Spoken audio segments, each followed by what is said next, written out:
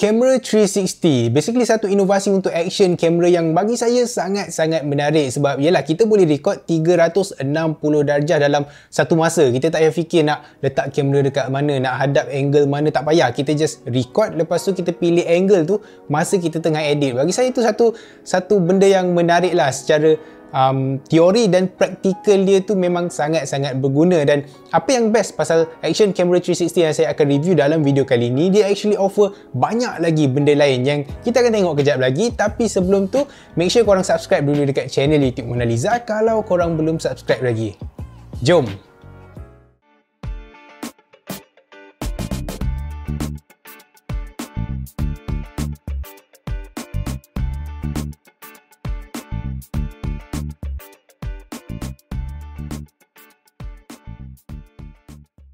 Jadi ni dia Insta360 X3, salah satu model terbaru dekat line up 360 kamera daripada Insta360. Dan untuk model sebelum dia, which is Insta360 X2 tu, memang dia meletup. Okay, ramai orang guna, ramai orang suka. Dan basically yang ada dekat Insta360 X3 ni, diorang improve dan diorang upgradekan lagi feature-feature yang korang suka dekat X2 tu. So kalau korang suka Insta360 X2, korang akan suka Insta360 X3 ni. Untuk form factor pun Insta360 still kekalkan form factor yang samalah dengan model X2. Perubahan yang ketara kita boleh nampak dekat model X3 ni ialah dia punya screen dekat bahagian depan ni. Jadi Insta360 X3 ni ada touchscreen bersaiz 2.29 inci yang memang besar gila lah kalau kita nak compare dengan touchscreen yang ada dekat X2 tu pun 1 inci yang bulat, bukan petak. Bukan tu je, bateri untuk X3 ni pun lebih besar dengan kapasiti 1800 mAh compare dengan X2 yang cuma ada bateri berkapasiti 1630 mAh. Selain perubahan dekat bahagian luar dan bateri dia, sensor yang ada dekat Insta360 X3 ni pun guna sensor half inch sensor yang 48 megapiksel yang jauh lagi bagus dari model X2. So performance untuk low light situation pun lagi better lah disebabkan sensor yang lebih besar. Dan disebabkan sensor baru ni juga, kalau kita ambil gambar kita akan dapat image 72 megapiksel yang lagi detail, sebab untuk model sebelum ni gambar yang kita boleh ambil cuma 18 megapiksel sahaja. Next untuk time lapse, kalau untuk Insta360 X2 which is model yang sebelum ni, kita cuma boleh record time lapse dengan resolution 4K, which is not bad. 4K still bagus. Tapi untuk model X3 ni kita boleh record time lapse dengan resolution 8K ataupun 8K. Dan walaupun tak semua orang guna 8K, at least kita ada flexibility untuk nak reframe balik time lapse kita tu. Kita boleh zoom in, kita boleh zoom out, so dia bagi kita sedikit kebebasan compare dengan model X2. Insta360 X3 ni juga datang dengan beberapa feature barulah macam 60fps Mi Mode, Active HDR dan juga single lens video yang support 4K. Dan macam korang agak, semua ni tak ada dekat model X2. Kalau korang pernah tengok video yang saya review Insta360 One RS sebelum ni dekat channel YouTube Mona Lisa, saya puji yang kamera tu versatile disebabkan kita boleh swap dia punya lens kan. Dan memang betul, okay, saya still berpegang dengan statement yang saya cakap dekat dalam video tu. Tapi okay, korang kena sama-sama imagine situasi ni dengan saya. Contohlah, kita nak travel light, kita nak bawa action camera pun nak bawa yang betul-betul perlu je, tak nak bawa aksesori yang banyak.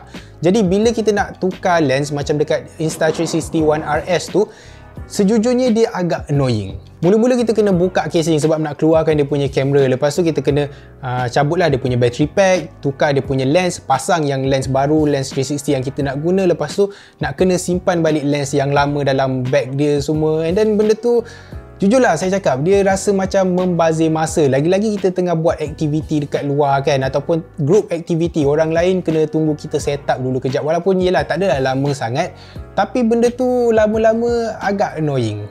Tapi dekat Insta360 X3 ni basically korang boleh buat dua-dua. Nak record 360 punya footage, dipersilakan. Nak record single lens punya footage macam GoPro tu yang resolution 4K pun tak ada masalah. Korang tengok saya buat ni,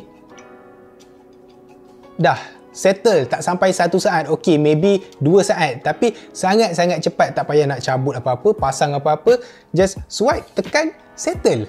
Saya yakin feature ni sangat-sangat dihargai sebab 1 saat je untuk kita nak tukar dia punya mode tu. Tak perlu pun tukar lens ke apa ke, so memang saya suka. Last but not least is dia punya app. Dekat app dia ni ada macam-macam shot menarik yang kita boleh buat, dan diorang juga sediakan page tutorial yang mana kita boleh pilih lah shot ataupun efek macam mana yang kita nak, and then kita boleh guna template yang dia dah sediakan dengan step by step cara nak record tu. Dan memang ada banyak jenis efek yang korang boleh pilih untuk dapatkan hasil yang sangat menarik dan unik yang korang tak boleh dapat dengan action kamera lain. Semua ni possible disebabkan Insta360 guna AI dekat app dia ni untuk detect lah bangunan dan muka dekat sekeliling korang ni, untuk untuk auto framing. Plus dia punya tracking pun sangat bagus dan senang nak guna. Kalau kita dah drag dekat subjek kita, contohlah kalau saya drag dekat bahagian kepala, dia akan track kepala subjek tu sepanjang video. Walaupun kepala tu jadi kecil, dia still boleh track tanpa masalah. Cuma downside untuk guna efek yang ada dekat ShotLab dekat dalam app Insta360 ni is that kita tak boleh export 4K. Kita cuma limited kepada 1080p ataupun 1440p sahaja. Tapi bagi saya tu still bagus considering kita tak perlu buat apa-apa kan. Kita just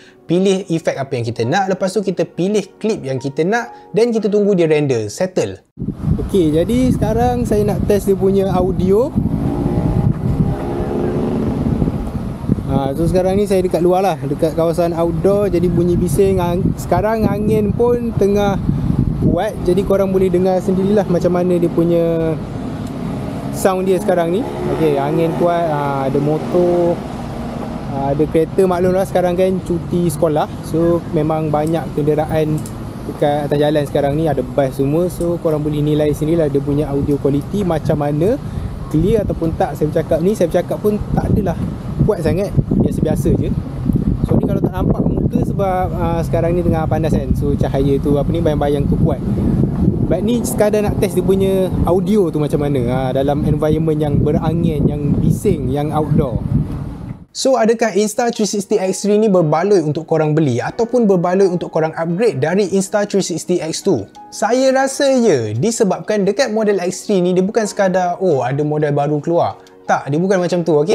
Dia memang improve, dia upgrade, dia tambah lagi feature dekat sebuah platform yang sangat bagus. Platform X2 ni lah, Insta360 X2, dan dia improvekan lagi. So memang saya rasa berbaloi. Insta360 ambil apa yang bagus dan apa yang user suka dekat model X2 dan improvekan, lepas tu tambah dekat model X3 ni. Dan saya memang highly recommend untuk korang check out lah kalau korang minat dengan action camera 360 ataupun nak upgrade daripada Insta360 X2. Korang boleh dapatkan Insta360 X3 ni dengan harga sekitar RM2,199 untuk basic package dia, dan dengan harga ni saya rasa memang berbaloi lah. Kalau kita fikir-fikir balik, diorang boleh je charge lagi mahal untuk produk diorang ataupun app ni kena guna subscription base kan, tiap-tiap bulan korang kena bayar. Tapi tak, app dia free, efek-efek dia semua free, korang just kena beli kamera dia. Dan dengan harga yang diorang offer tu, saya personally rasa berpatutan lah dengan apa yang kita dapat. Tapi macam saya cakap tadi, diorang boleh je buat harga untuk produk diorang ni lagi mahal, ataupun app tu kena beli ataupun kena bayar bulan-bulan, disebabkan dia tak ada pesaing lain yang boleh offer benda yang sama. Kalau nak cakap ok, brand X ni dia ada 360 kamera juga, tapi still dia tak boleh nak offer ekosistem macam ekosistem yang kita dapat bila kita guna produk Insta360. Saya bukanlah nak promote ke apa, tapi ni benda betul, ok, ni facts. Bila kita guna kamera dia, kita boleh record 360, boleh record single lens video. Lepas tu bila kita guna pula app dia tu untuk dapatkan efek-efek yang menarik, yang guna AI tracking semua tu, memang sangat-sangat bagus. Deal yang menarik lah bagi saya. So dengan harga tu kita tak boleh nak komplain, tu harga yang berpatutan. Terima ataupun tak, saya rasa harga tu dah sangat-sangat okey. Jadi itu saja untuk video kali ni. Kalau korang rasa video ni membantu, korang suka video ni, apa kata korang tekan like dan subscribe dekat channel YouTube Mona Lisa. Dan terima kasih sebab tengok video ni sampai habis. Saya hargai sangat-sangat. Saya kena berjalan tengah panas, pergi sana, pergi sini untuk dapatkan footage untuk video ni. So saya hargai kalau korang tengok sampai habis. Jadi itu saja dari saya, Adli, di channel YouTube Mona Lisa. Berebo. Jumpa lagi.